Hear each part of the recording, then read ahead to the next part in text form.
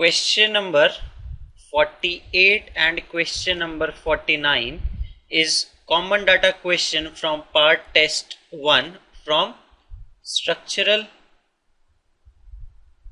analysis, and in this question a cantilever beam is given which is half rigid. Rigid means that EI is tending to infinity and half is elastic, having modulus of rigidity as EI. In question number 48 it is asked that for load P what is deflection at point C. This is ABC. Now this question will not be solved unless and until we draw its elastic shape of deformation of the beam. Now since AB is elastic portion, it will deform something like this with respect to initial line.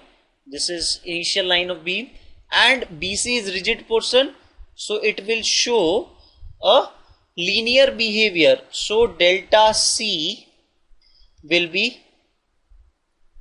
equal to BB dash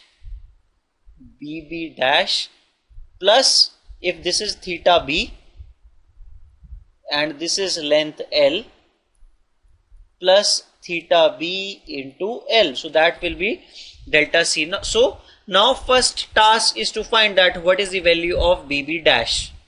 Now this loading can be drawn as, for elastic portion here load P, then there will be a moment of amount P into L. Now for cantilever beam of span L and rigidity as EI, the deflection at free end B because of action of concentrated load P, del B will be given by PL cube by 3 EI, and deflection at B because of moment PL will be PL square L square upon 2 EI, which is PL cube upon 2 EI. Hence deflection at B is PL cube upon 3 EI plus PL cube upon 2 EI, which comes out to be 5 by 6 PL cube by EI. So this is deflection at B. Now we have to talk about that what is the value of theta B. Now theta B is rotation at B because of action of concentrated load at B and moment PL at B. So theta B will be PL square by 2 EI, that is rotation because action of concentrated load. This is only because of concentrated load P at end B, and theta B2 will be, that is slope because of moment PL.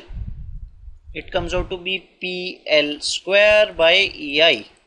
You can derive these results also just by using area moment method, or these are standard results when it comes to the free and deflection and rotations of a cantilever beam. These are standard results. So total rotation at B will be PL square by 2 EI plus PL square by EI, which is definitely 3 PL square by 2 EI.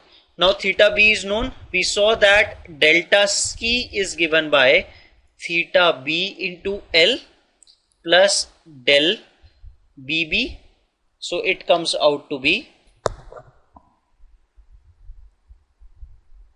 5 by 6 PL cube by EI plus 3 by 2 PL square by EI, that is theta into L, which comes out to be 7 by 3 PL cube by EI. So correct answer for question number 48 is B.